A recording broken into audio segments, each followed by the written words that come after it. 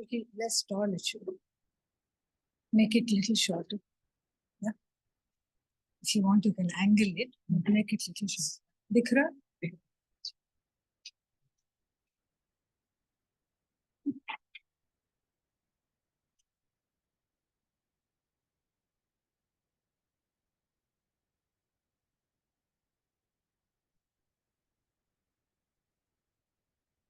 Very nice.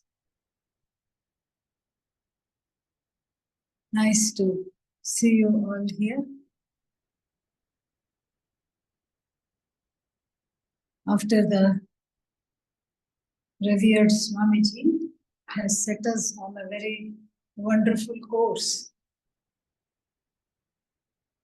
with his extremely enlightening introduction. Today, we will make a study. But before that, before every study, we have prayers. Some prayers are there. Prayers are needed, not because Bhagavan has to be pleased. Bhagavan is always pleased. Prayers are needed because there are many obstacles. There can be many obstacles in the course of the study.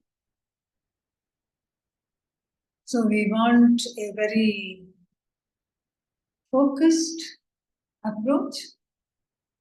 We also want to be alert. We want to be focused. And we don't want distractions. In other words, we don't want tapatraya. Can you say that? See, Sanskrit is so easy. So we don't want various kinds of internal, external, and obstacles from the surroundings. So we have a prayer for the tradition, the whole tradition, because we must always understand that our knowledge is dependent upon the presence of the Gurus, the Parampara. Our knowledge is based on the presence, the blessings, the kripa, and the transmission of various teachers in the tradition. And if we look at the tradition, parampara, para plus apara, that which came first, that which is coming later. If we look at the tradition, we find that many gurus are there. And of course, the first question that comes is, who was the first guru? Where is the first guru? Like that we can say so many things, but we always take it to Bhagavan ultimately. Because the other possibility is not very nice. First guru means what? Same like who is the first mother? The answer cannot be monkey. Okay. Yeah. So we have to have, everything comes from Bhagavan, Ishvara. This knowledge has begun with Ishvara, who out of his great compassion has given us this knowledge as a way to overcome the difficulties in the what is called samsara. What is samsara? Some sorrow or the other, all the time. And this is the definition of samsara. All the time, very sorry, I am a sad samsari. That's all it is. That is what the life is all about. And so freedom from that is what one wants. And for that, one seeks the blessings of Bhagavan, who in her great compassion has projected this Jagat along with, Jagat means whole scheme of things, this whole entire universe, starting with our own body, mind, sense complex. So the Great One has projected this entire Jagat of names and forms, and because we will find it very confusing and make, because of our own issues, make our lives filled with all kinds of difficulties. The way to get out of the difficulties is also inbuilt into the Jagat. Very beautiful this is. And there are two ways of getting out of it. One is the relative freedom from pain, sorrow, etc. That is also there. Relative Shanti, where I am not being assailed by my pains, sorrows for a few minutes, for a few days, for a few hours. And for those who want more and are ready, the ultimate freedom and the ability to ultimately get out of this life of longing, strife, conflict, fear, and sorrow has also been given. Both those things have been given, and this is something for us to understand, for us to appreciate.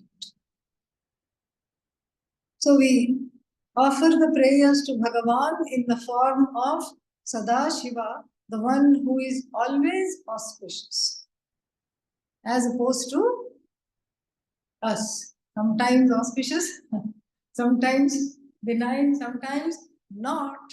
This is what the thing is. So sometimes auspicious, sometimes not. Kabhi kabhi. That is our lot. Kabhi kabhi. Swamiji can come here. Bani. So sometimes auspicious, sometimes not.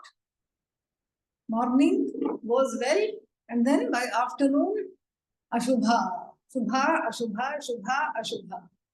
This is the life. But the one who is Sada Shubha is who? Sada Shiva. Samarambham, that we started with that. And then up to my own Guru, I salute the entire parampara, the lineage.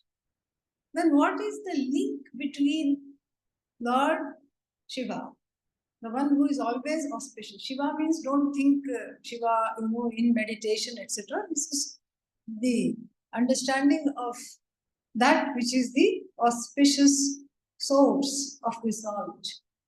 So what is the link, one can ask, between this Sadashiva and my Guru? What is the link? We will say that it is a comet in the form of this bright light that illuminated the entire earth in the short lifespan, Adi Shankara. Wrote, so we'll hear a lot more later on, wrote so many commentaries, so many shlokas, so many secondary texts on Vedanta called Prakarana Granthas, all these things. So we salute that maestro, that master of the Upanishads, and the one who is the link to the Parampara. Yes, there were many, many gurus before Adi Shankaracharya. We already know that Govindapada was his guru, and the guru of Govindapada was Gaudapada. They were all great acharyas. But this is all we know. Before Gaudapada Acharya, there would have been many, many, many more acharyas. So we salute all of them by taking up the name of Adi Shankara so that we have this complete lineage in our minds.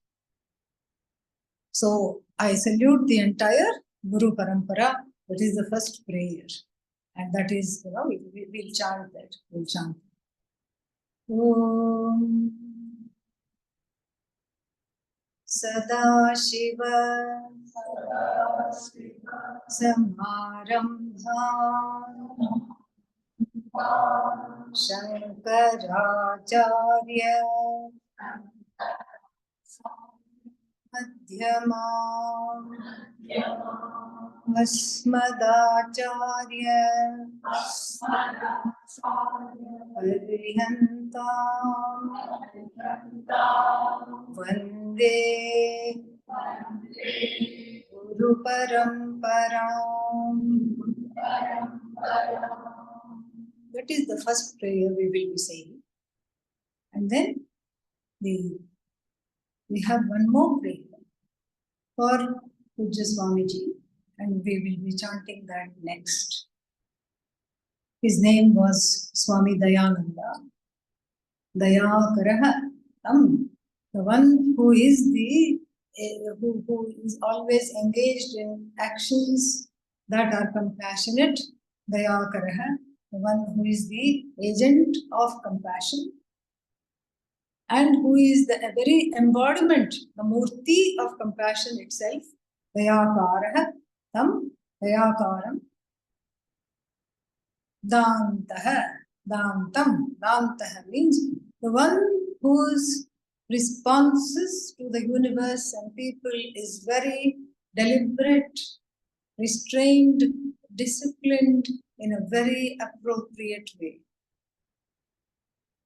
Dharma Pravartakaha, the one who has done a lot of seva to Sanatana Dharma for the cause of Sanatana Dharma, and the one who has propagated that, done a lot for that.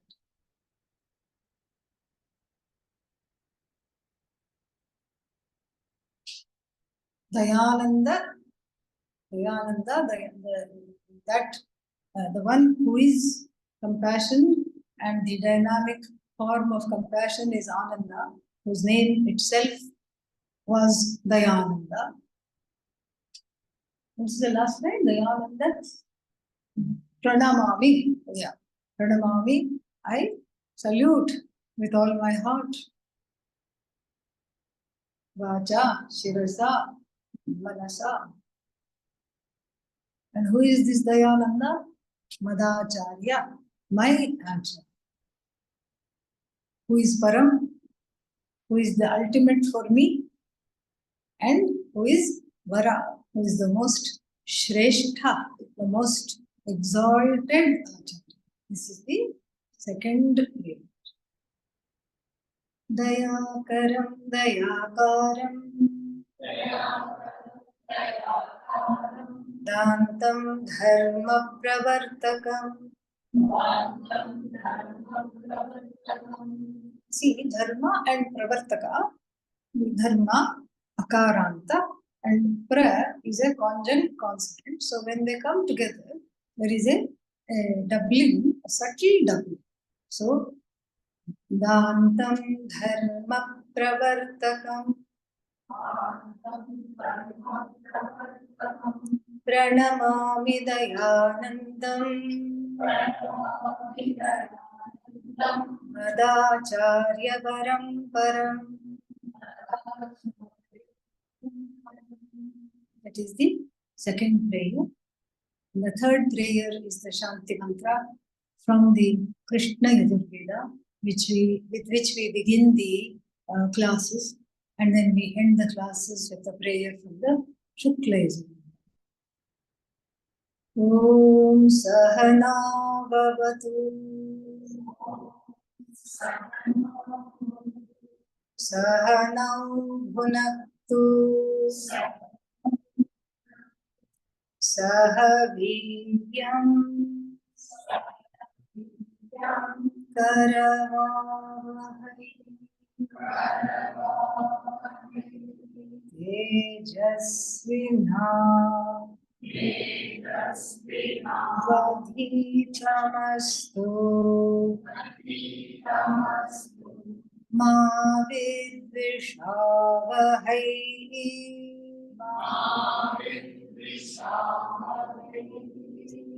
Om Shanti Shanti Shanti Om Shanti, Shanti, Shanti. This is a very beautiful prayer, specially made for the beginning of any kind of a study. And it underscores the fact that even though there may be many people in the room, the connection is always with the teacher and the student interpersonal. Even though there may be many students, with each student there is a connection. When we allow it, that is what this whole the secret to this prayer is about. So that this allowance and this permitting from our side as Shishyas can take place. That is why this prayer is chanted. Sir, Bhagavan, her indeed. Now, us both, you and me. Yeah, so many yous and like that. So you, singular. You and me. Avatu, may Bhagavan protect you and me. It's a very intimate way of bringing this teaching and the receipt of this transmission to the heart, bringing it, demonstrating it properly. Then that is the first line. Saha, again, Bhagavan, he, now, us both, Gunaktu, nourish. Who says Vedanta is all, we have to just, what is that? Get rid of the body, get rid of this, get rid of that. No. This is Moksha Yatana. Moksha Yatana means it is a vehicle. For moksha, the body is taken care of.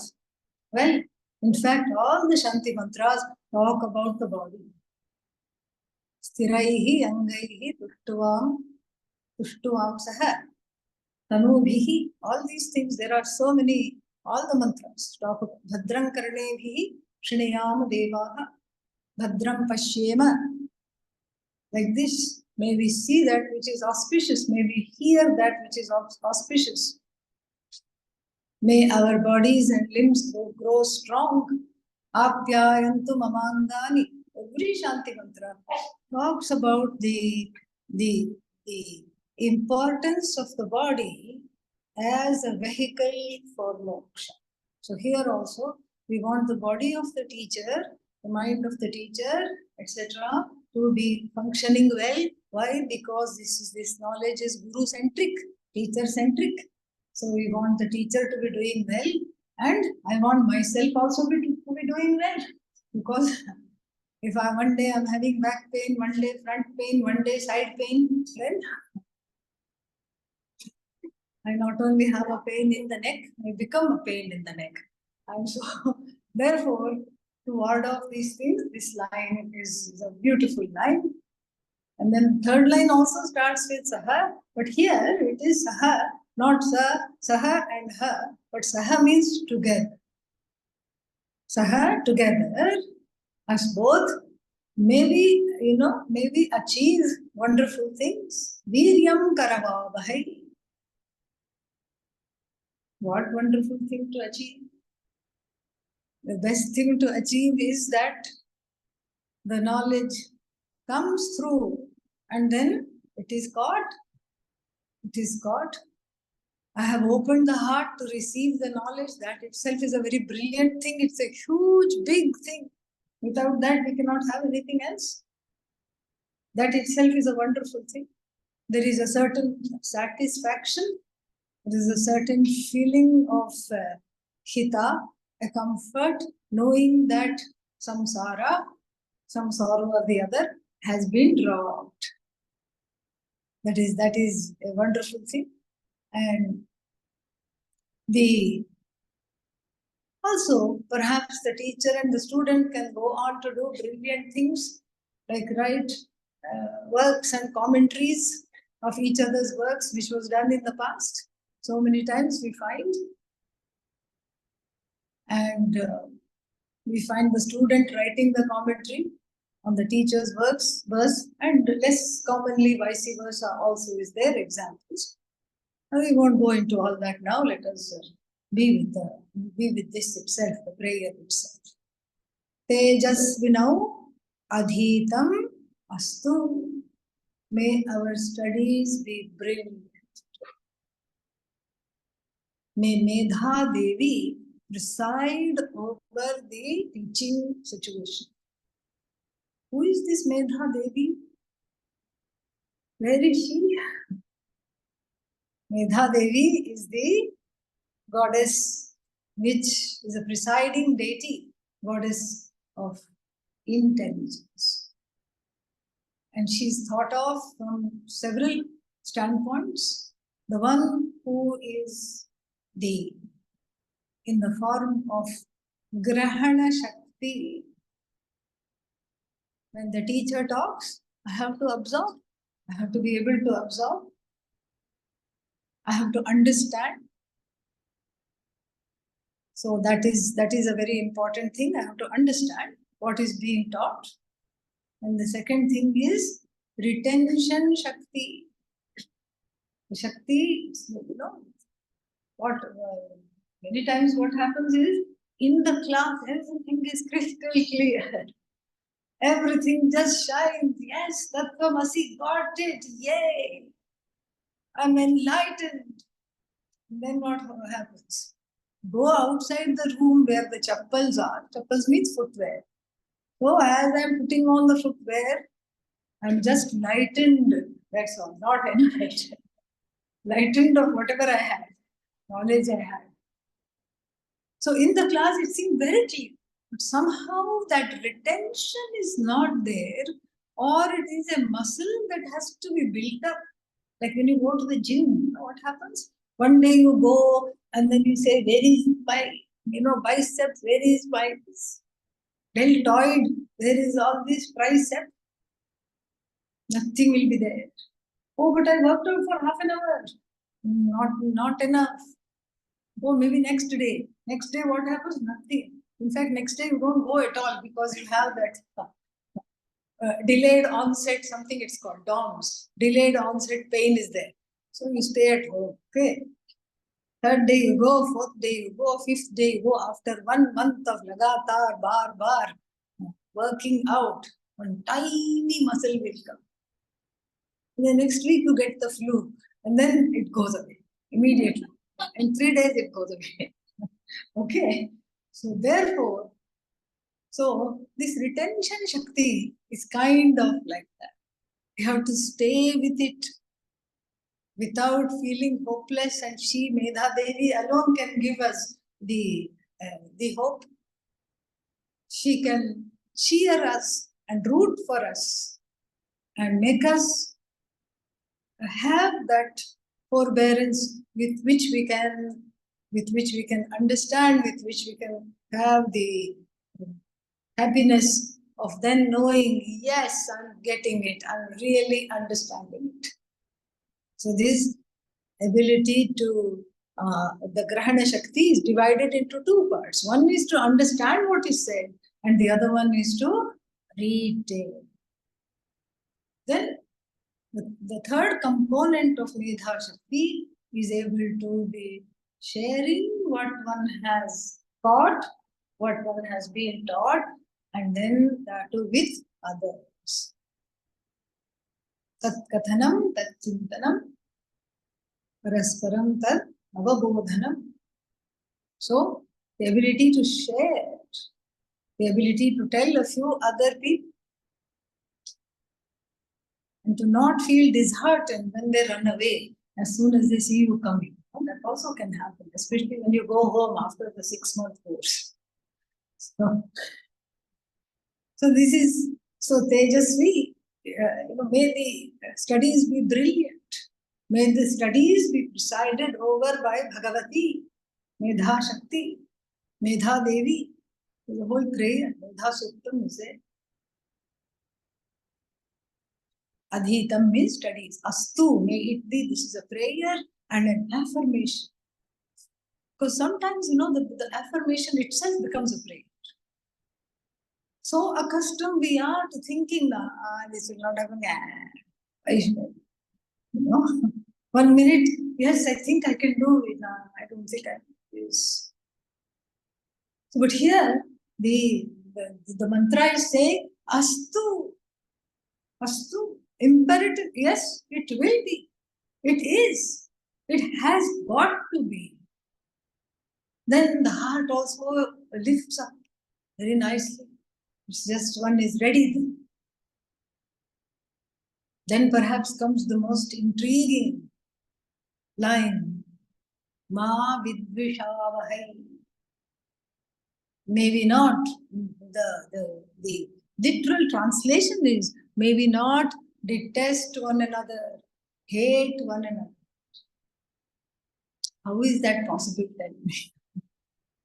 You came all the way from so many countries, small, faraway islands. Also, so many places you came from. So many states within India. And if you are planning to come and hate all the teachers, you would not come at all. You would not bother. Anybody who is interested in this knowledge knows the centrality of the teacher for the gaining of this knowledge. So this is not really an option. So people are eager to learn. People are happy to learn. So there is not, much possibility of hatred on part of the students. Same thing we can say on part of the teachers also. If the teacher hates to teach, then what can we say? They should not teach. That's all. There may be other things one can do, but one teaches for the love of the knowledge. And in fact, one is very thankful to have even one body sitting in front of one. Because of you, I can teach and enjoy because it is really as much for me as it is for you. So even one body comes and sits in front, it's a great jubilation. And then, therefore, it's a blessing. So the teacher will not hate the student. Student is not going to hate the teacher. So we have to look at a deeper meaning about this vidvishavahai. Vidvishavahai here, we have to see it as misunderstanding. That can happen. Misunderstandings can be of two kinds, two components, two kinds of misunderstandings we can have. One is Tattvamasi was said in the class, and what did I hear? Atattvamasi, you are not that. And so that kind of a misunderstanding is there because the ear was open, the mind was elsewhere, or maybe there was some other noise, some distraction was there, and so the misunderstanding took place. Mishearing, you can say. That is easily corrected. But then there is a second kind of a misunderstanding, which is a little more difficult and requires a lot of grace of Bhagavan in all their manifestation. So that misunderstanding is better to be called as a projection. Projection means that there is a block between the recipient and the transmitter. A firewall, if you will. Yeah. Sometimes, this in India, everybody does this. So you talk to the neighbor in the neighboring flat, and then you find out what is their password. And then from your side, you try to log in into the password, but then you find out you can't. Why? Signal very weak, or there is what is called a firewall. There is a block between your computer or your device, phone, whatever, which is receiving the signal, which is to receive the signal, and the transmitter. So that block is here in the form of projections. But where do these projections come from? They can't come from thin air. Suddenly I have this projection. No. Adi Shankara has says this in the introductory bhashya of the Brahma Sutra. Smriti Rupa Adhyasa Paratra. Something that was seen elsewhere is very powerfully, and mind you, unconsciously. Nobody is doing it deliberately. Nobody comes to class thinking, okay, class is at 8:30, at 8:45 I'm going to have a projection. Nobody comes thinking that or planning that either. This is something that happens. Projection, a deeper kind of a misunderstanding. And so projection means there should be some material to project, correct? There should be two things. One, there should be a adhisthana, which is the basis for the projection, and then the projection itself, the object, the projected object also must be there. Like in our classic example, what is that? Rope snake. Yes. That's why another word for projection is aropa. The sages knew that the word rope is coming. That's why they said aropa, adhyasa, same thing.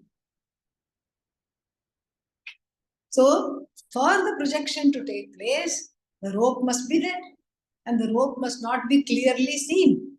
Those two things, the rope must not be seen for what it is, and the rope must be existent. These two conditions it has to fulfill. Right? And then the projection takes place because the rope is not clearly seen. And what is the object, the raw material of the projection is the snake. And what does the snake represent? Snake represents a very comfortable feeling, correct? Yes? Yes? No? Show some signs of life. Yeah, okay. So, snake means fearful, something which causes in me nivritti, the running away immediately. And where is this snake? It is hiding in the bushes, and then it slithered onto the rope. Am I right? Yes? No. Where is the snake? In my own head. The snake is here, the rope is there. A partially known rope becomes a sitting duck for the snake to be projected. Where there is no snake, I see snake. This is how aropa, adhyasa, projection happens. And then I shine the flashlight. And then when I shine the light, what happens? It is revealed as a harmless piece of rope, garland, stick, whatever it is you mistook, or a hose pipe, anything it could be. It is a harmless thing. It is not harming me at all. Yet I had a big meltdown at seeing this snake. Now we can, if this much is understood, then in place of the rope, we can put the teacher. This rope sthaniya, what is that? Becomes the teacher. And the snake becomes what? One's own fears. Projected upon on the teacher. One's own fears. But where did these fears come from? Authority issue, mummy issue, daddy issue. That's why the Shastra is very, very beautiful. And it has so many kinds of teachers, it's amazing. If one has mother issues, one can go to a teacher in the male body. One has father issues, one can go to a teacher in the female body. But then, okay, what's your question? I have both mother and father issues. Well, that also we have a upaya. We have upaya for that also. In the Brihadaranyaka Upanishad, there is a story of the sage Dadhichi bearing a horse's head at the time of teaching. We are not going to go into the whole story right now. That's some other time, some other place. And then, so wearing a horse's head. So if mother issue, father issue is there, go to, and there's another teacher like that, Hayagriva, horse's neck, horse's head. And the followers of these gurus can say, I got it from the horse's mouth. See?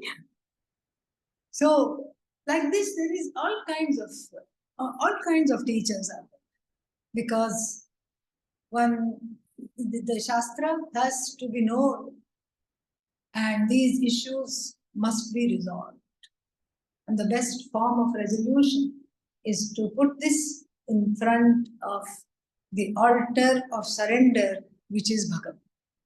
Ma vidvishavahai, may I not have any kind of misunderstanding based on my own subjective reality of what I think I see, what I think the teacher is saying as opposed to what the teacher is saying.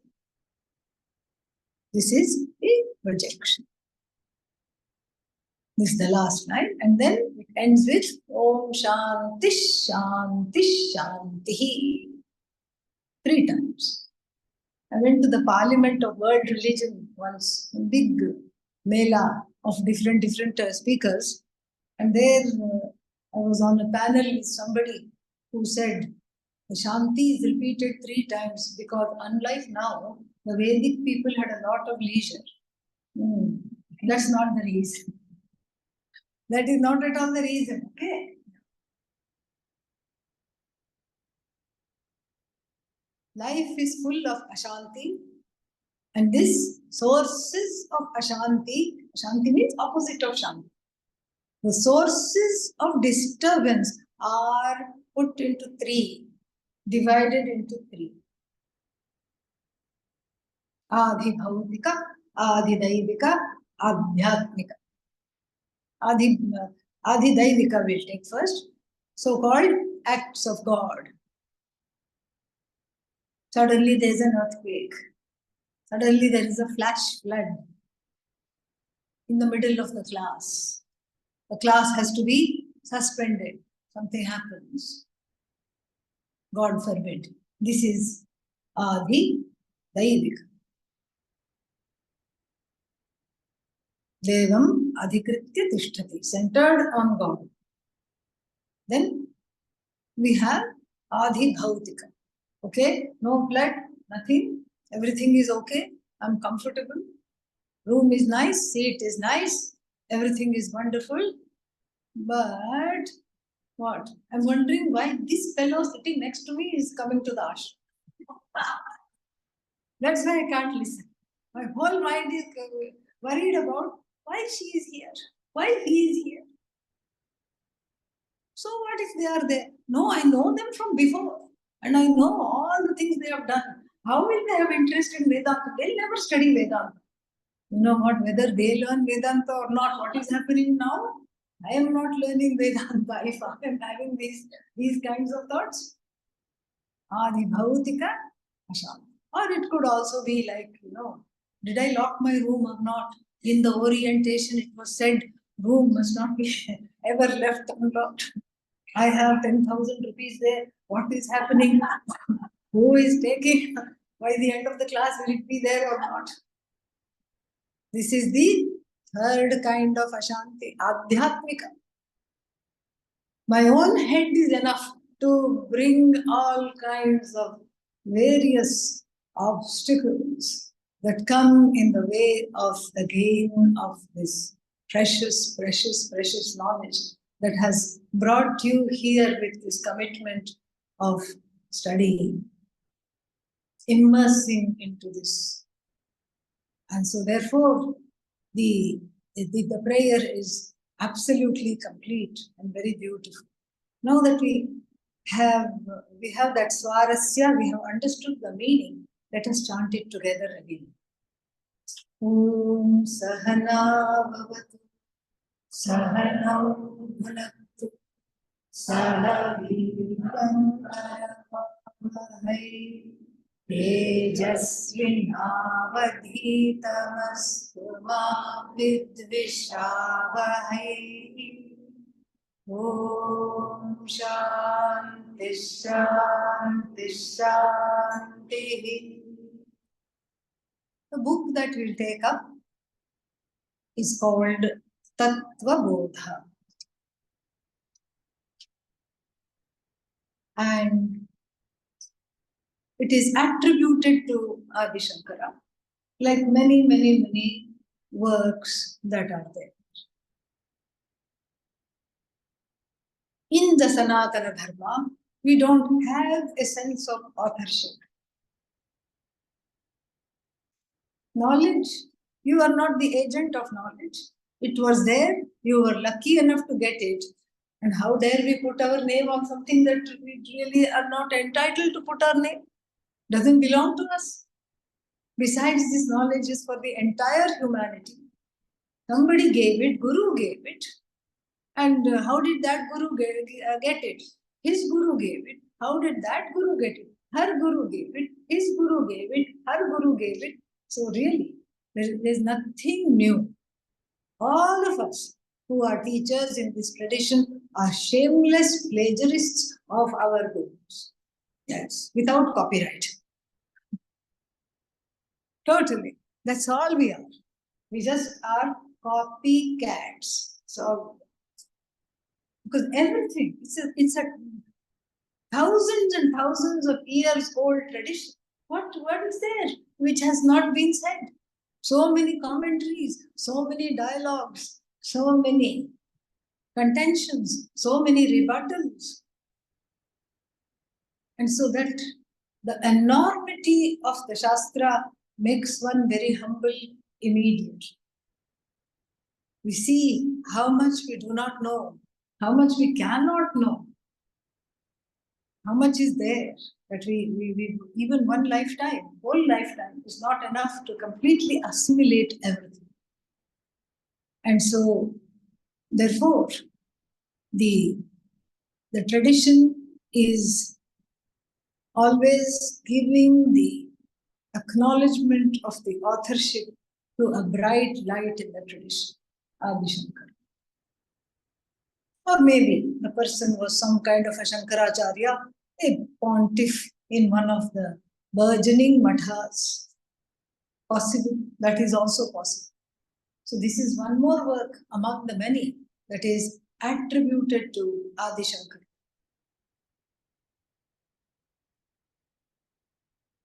Most of the works that we study are in the form of poetry, which is nice to hear, nice to memorize, nice to assimilate, easy to assimilate. But occasionally we do come across prakarana granthas, means manuscripts or books that systematically unfold the vision of Vedanta in a step-by-step manner. We come across these prakarana granthas that are in the form of prose. This is one of prose. And its name is what? Tattva Bodha. Tattvasya Bodha, Tattva Bodha. The Bodha, understanding, assimilation, an understanding that is assimilated. Bodha. Tattva means reality. So Tattva Bodha means the knowledge of reality. But here is the little catch. Knowledge of reality means what? What is this reality? And this is something which is puzzling, because everybody has their own version of what is real. The person getting married for the fourth marriage, is saying this time it is real. Okay. What about the other 3 times not real? This time it is real.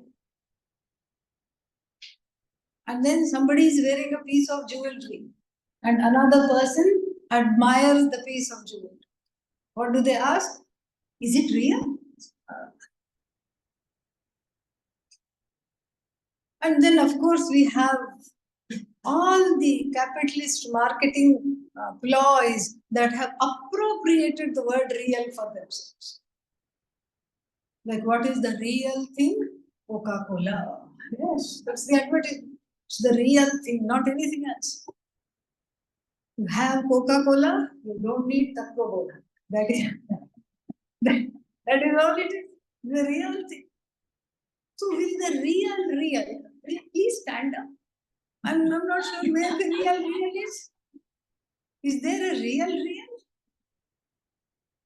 And the skeptics amongst us will say, nah, because the whole world is a series of perceptions.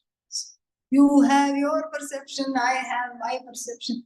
He has his perception, she has her perception. Even the cow has its own perception. Adi Shankara talks about this. If you are a grass holder and you approach it, the grass holder approaches it. And then what does it do? Comes behind you, comes near you. And then you are a danda holder. What is danda? Yeah, nice bamboo stick. Then seeing the stick, the cow runs away. So the cow also has its own idea. Everything. The cow has, the dog has. You tell the dog, sit, especially because you want to impress. So many times, sometimes I go for Bhiksha and they have a pet dog and they have taught it a few tricks. And so they will say, yes, Swamini ji has come, sit. And that is the only time the dog will not sit. Okay. And they will say they were sitting he was sitting just before you came. Now he is not sitting. As soon as I go, he sits. This is a very important reason why the dog is not stupid. The dog is very, very, very clever. The dog looks at the hand of the owner, which is missing the dog biscuit, which is what? Non-vegetarian. So in front of me, they don't want to bring the non-vegetarian dog biscuit. So without the dog biscuit, it will not sit. So what is really real? After being fooled by life repeatedly, thinking each thing is real, each thing is the ultimate real, this is absolutely real. One is a jaded, faded jiva, like the jeans which the teenagers wear. It's called distressed jeans. It's got a name. Distressed jeans means, it's like what is that? That washing stone. Over that, many times you do that, and then you can here do it for free, but there they charge extra for these distressed jeans. But why are they called distressed jeans? The parents of the children who wear them are very distressed. Yeah. They keep saying, are you coming out dressed like this? More holes than jeans? One has become like the pair of those jeans. Sad, jaded, faded.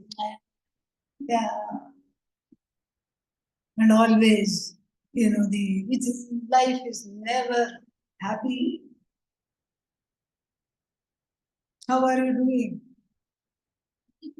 This is a universal symbol. Yeah. You don't need any translation. See, so many countries you have come from. Go like this, it's enough.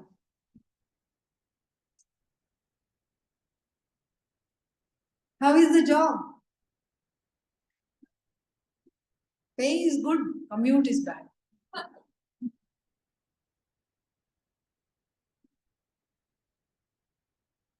How is the new house that you purchased?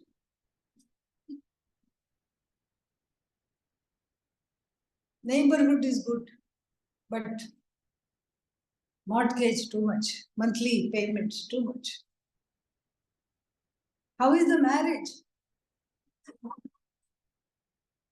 One develops a tremor by the time that is done. From tomorrow, we need a little watch here. Right now, you can tell me the times. We have plenty of time. Good. So, how is the marriage? How are the children? They are teenagers. So by that time, your hand moves so fast, you don't even see it. Like the wings of the hummingbird. This is the life. Distressed life, stressed life, full of woes, full of pains, full of sorrows. Among more than that, is a sense of hopelessness. That kind of a face. 2 minutes, I just come out. Yeah, maybe it is this. But you know what? Despite even the most difficult of childhoods and the most difficult of experiences, this hope is not dead. In fact, it is the hope that has brought you here. It is the hope that makes us teach. It is the hope that is there, that makes the world go round. One is down all right, but one is never out.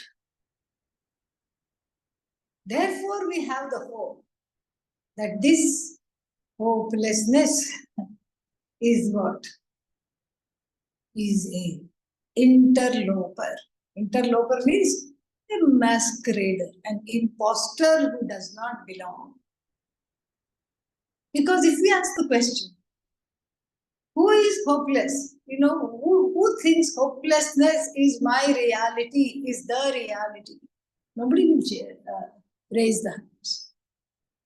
At least I hope, okay? Don't raise the hand now. Talk to me afterwards if you wish. So, nobody thinks that. Nobody says that. Because somewhere deep inside that there is something that does not die. There is something that is alive, and there is something that cannot be shut up. And there is something that is not affected by the hopelessness, by the fears, the tears. Asti kaschit swayam nityam aham pratyayalambana avasthatraya sakshi san panchakosha vilakshana.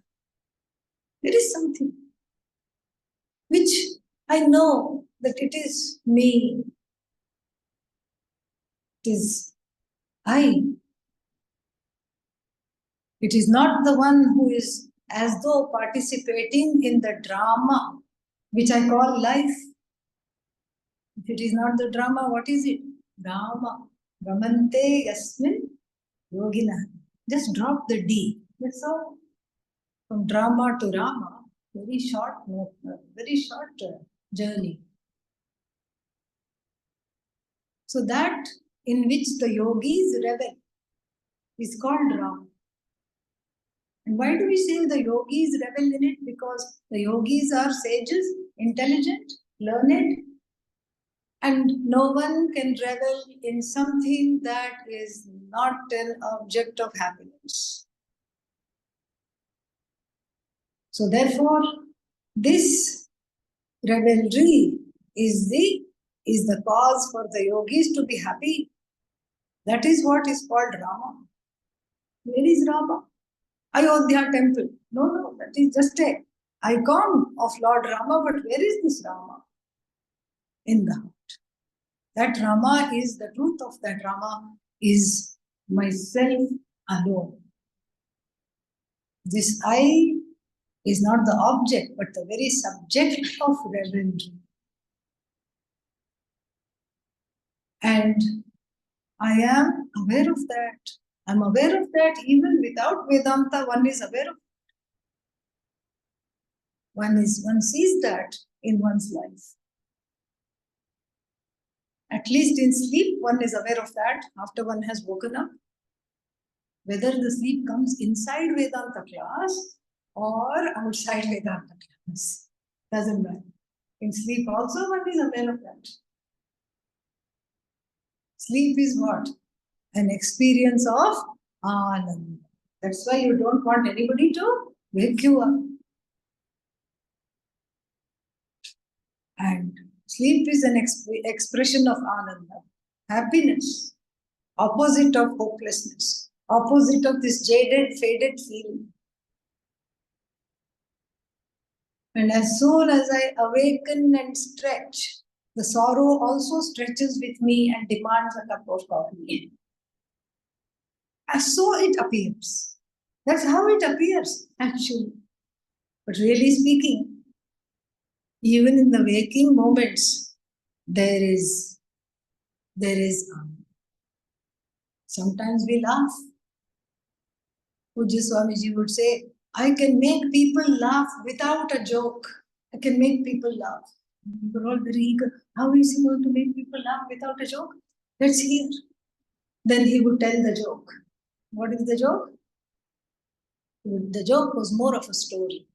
Story was that he told a joke in an assembly, in a public talk. Everybody laughed, except one man did not laugh. 1 week later, he came to Pujya Swamiji and said, he was doubling over laughing, Swamiji, Swamiji, Swamiji, what? Compose yourself, tell me, what is it that you want to say? 1 week I've been thinking about the joke you told, Swamiji. And finally I understood it.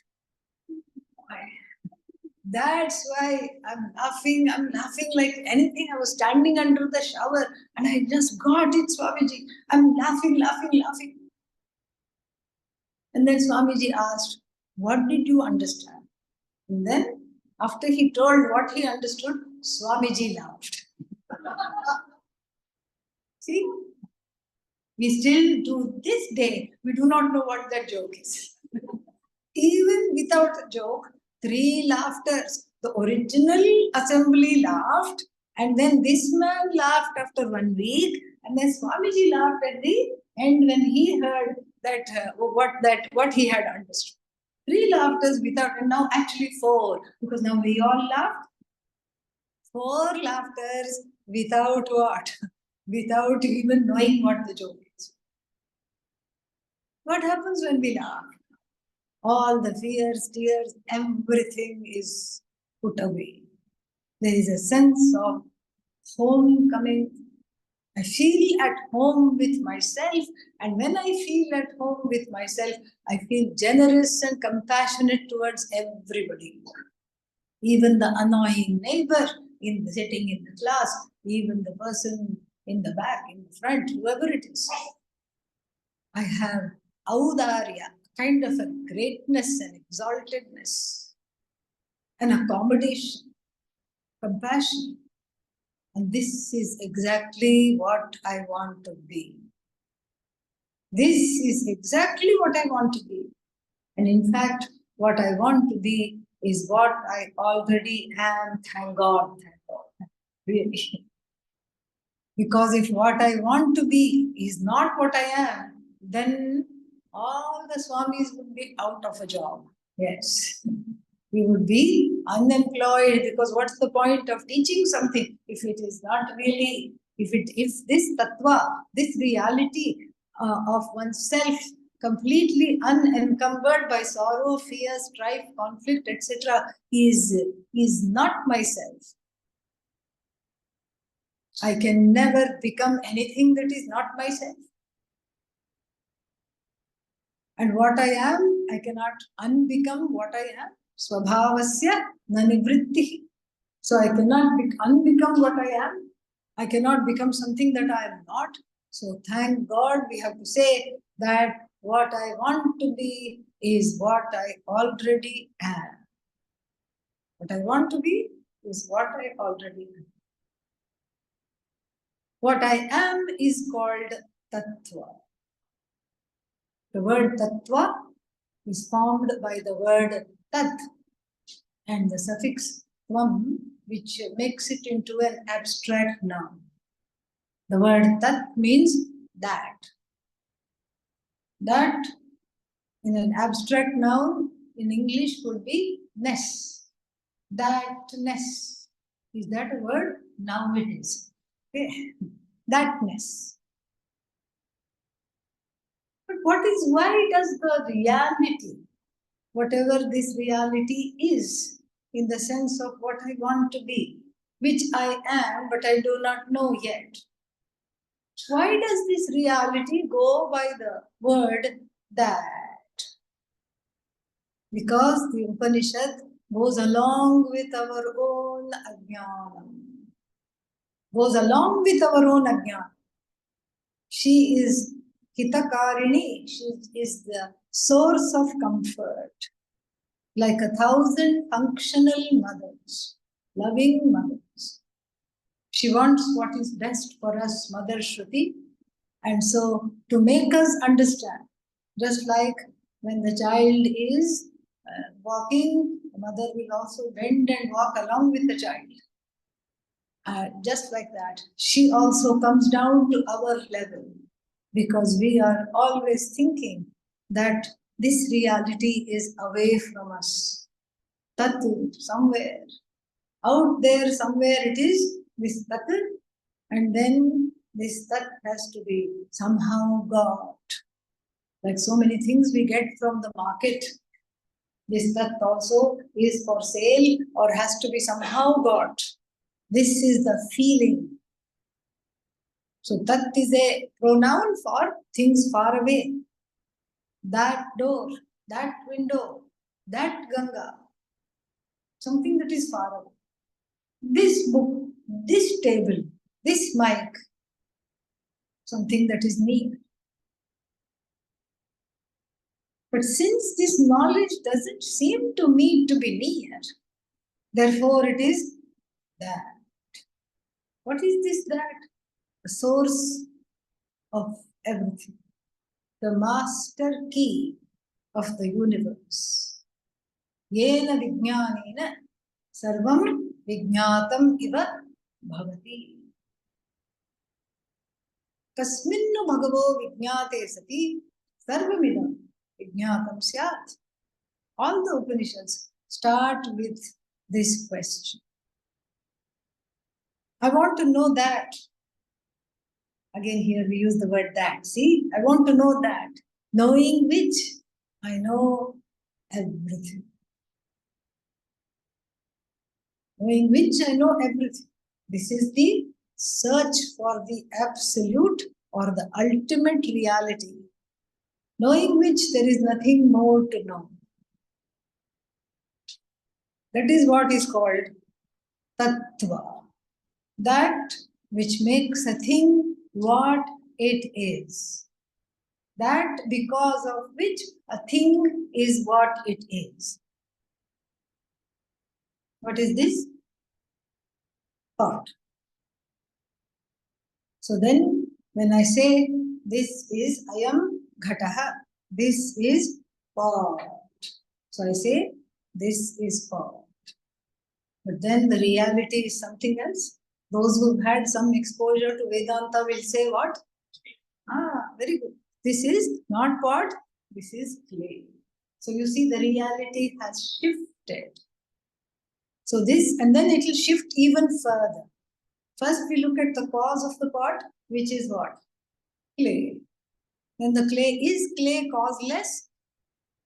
Say no, so we can move on. Yeah, no, okay. So is clay causeless? No, clay itself has a cause in the form of molecules, atoms, so many things, right? And then those atoms also have cause. Everything else, cause, because, everything else is because, and we are searching for the cause.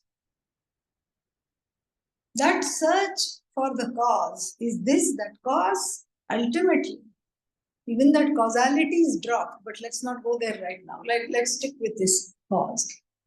So this cause, is there a cause because of which everything is? That until we understand that, the heart will not rest.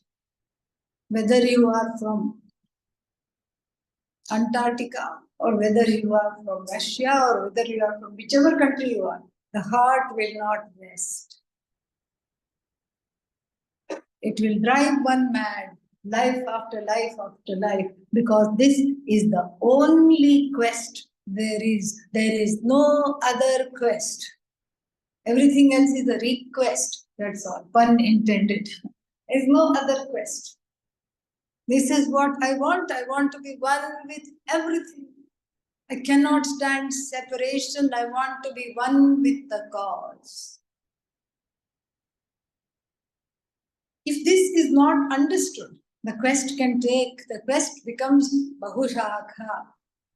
Anantaha cha Bahushakha Anantaha cha Avyavasayinam Buddhayah.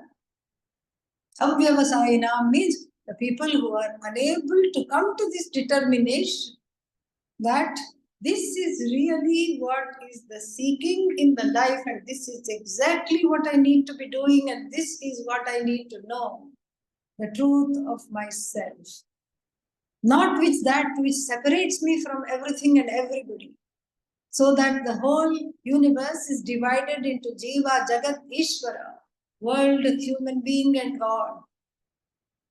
World, living beings and God. This is how I experience the world. But somehow, somewhere, the heart craves for oneness with the source.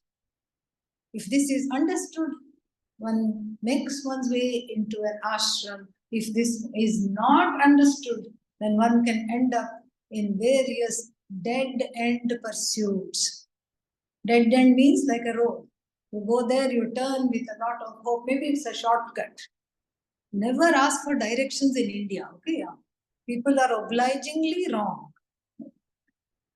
Obligingly wrong. Keep going straight. Arey, how long? Yeah. And in Karnataka, it's even worse. Or maybe I'm biased. Seedha hogi, circle baratte. You know? This is the thing. One circle will come. And what should I do? Now I am in circles. Should I take left? Should I take right? Where should I go? No, keep going straight. And then there will be one pan wala there, some condiment shop. And then you ask him, why should I ask you then? If I have to go there and ask him. But that is not understood. So somebody will say, here's a shortcut. And then I take the shortcut after going somewhere little ways, not even one furlong, dead end. This is what is called what? No, I'm just going to lay it as it is, okay? This is what is called education, dead end. And other kinds of education, okay? Not here. Don't stop coming to classes, okay? We're not talking about this knowledge. Then I turn around the motor car and then go a little further and then, that must be it. That road is shining. It has many other people on it. Another excuse to not go on a road which has many people on it. So then I go there and then another board, dead end. Job, okay? The next one is job. Next dead end, job. Job is not the dead end. Thinking I will get what I want through the job. That is the dead end. Please understand. And then I'll take another U-turn, turn the car around, and then drive a little longer. That road must be it. Yes, third time is a charm. Third time lucky. Go to the third road. What is the board that says there? Dead end, which is marriage. Yes, how wise we become. Children, and this grandchildren, house, so many things. Those things upon which we bank all our hopes and think it is the ultimate reality, all of them are dead ends that leave us deadened to the reality. This is why this knowledge is necessary. This is why the study of Tattva Bodha is also necessary. Because what it explains is something so beautiful, something so obvious, something so pressing, something so important, something that resonates. You are what you seek. You are what you seek. You are not anything other than that. But how come I don't know? That is the paradox. Vedanta is full of paradoxes. You have to come all this way to learn this from somebody who you have seen for the first time today. This is how it is. From people you are going to be meeting for the first time, you are here to learn what? About yourself. About yourself, why you have to come crossing continents? Very interesting, intriguing. And then the student comes with great agitation. Durvara samsara davagni taptam dodhuyamanam duradrishtavataihi vitam prapannam paripahi mrityo. Very dramatically, beautifully put. The agony of the person who has taken too many wrong turns and is finally approaching the Guru. I'm battered around repeatedly by the winds of hot winds of samsara, ill fortune. Foul winds of samsara are encircling me. And then I'm therefore scared and paralyzed by fear. Please help me, show me the way. And the way is what? You. Why you have to go to Guru for this? And why do you have to go to the Guru for that which is ultimately one? Why these two? Guru, Shishya, again, it's all as though paradox, full of paradoxes. And so therefore, even though I have glimpses of who I am, at best, those glimpses are few and fleeting. I need to understand this in a manner and in a way that I will not swerve from this knowledge, so that I internalize this knowledge fully, completely. That I'm one with this Tat. Tat is Jagat Karanam Brahma, cause of the universe, Brahman, Ishvara. And from that standpoint of this body-mind complex, I feel helpless, hopeless, tired, listless, lost. That is why this knowledge is needed, to make this cognitive shift. And that, my friends, is the meaning of the word Tattva. This understanding is what is needed. And this book is a book of definitions. Because so long have we played in the world of duality, oneness can be scary, frightening. Oneness can be frightening, and so one is not completely ready to assimilate. Therefore, this book gives the knowledge in a way that the mummy bird feeds the baby bird. Have you seen how it feeds? In the National Geographic videos, it will chew it up nicely, and in a simple way, it will just pour it down the throat. All the baby bird has to just swallow. That is the beauty of this book. Simple, elegant, yet extremely, extremely important. The book starts with a prayer.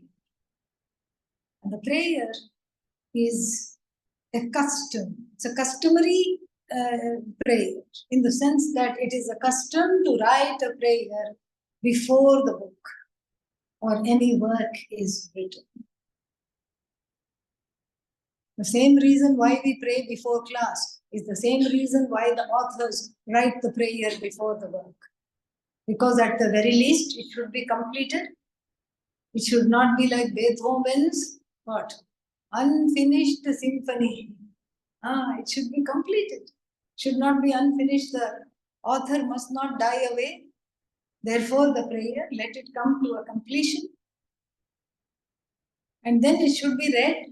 What's the use if it is sitting somewhere dustily and then it is full of gathering dust? It should be read. Not only should it be read, it should be understood. Should be read, enjoyed, understood. And then it should survive and be talked about and understood by generations of people. This is any author's wish before writing a book.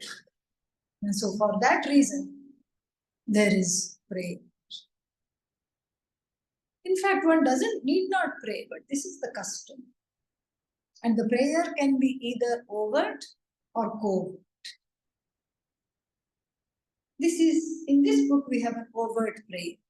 But in the Shastra also we have covert prayers. And the covert prayer would be something which we see in the Bhagavad Gita. Dhritarashtra Uvacha. Dhritarashtra doubles. The meaning of the word Dhritarashtra doubles for the blind king, the historical archetype in the Mahabharata, and also Bhagavan. Dhritam Rashtram Yena, by whom this whole universe is sustained, held up. It's an example of a covert prayer. Paninian Sutra. Here Panini writing the sutra also cannot have long prayers because it's all a book of aphorisms. Vriddhi Radhaich. Vriddhi has nothing to do here with progress or growth. It is a nomenclature for a particular operation, second level of the strengthening of vowels in the Sanskrit language. But still it begins with that and says, Vriddhihi here, meaning may this be successful.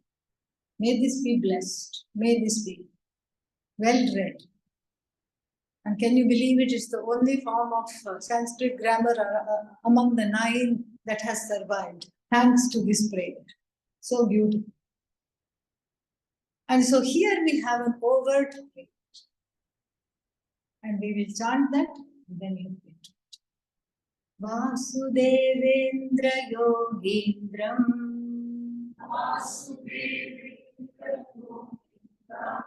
Nattva Jnana Pradang Gurum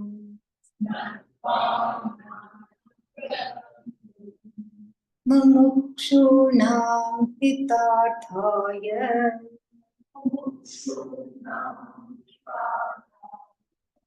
Tattva Bodha Vidhiyate.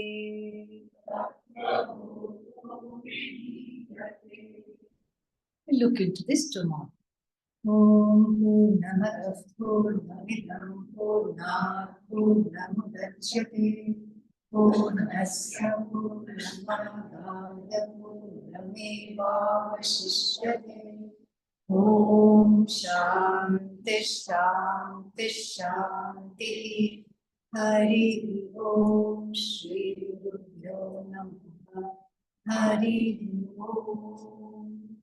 Students, please stay back. Some announcements are there. So 15 minutes, please stay back because we have to decide about Sanskrit. Guests can leave. Somebody can please escort Mahaswamiji.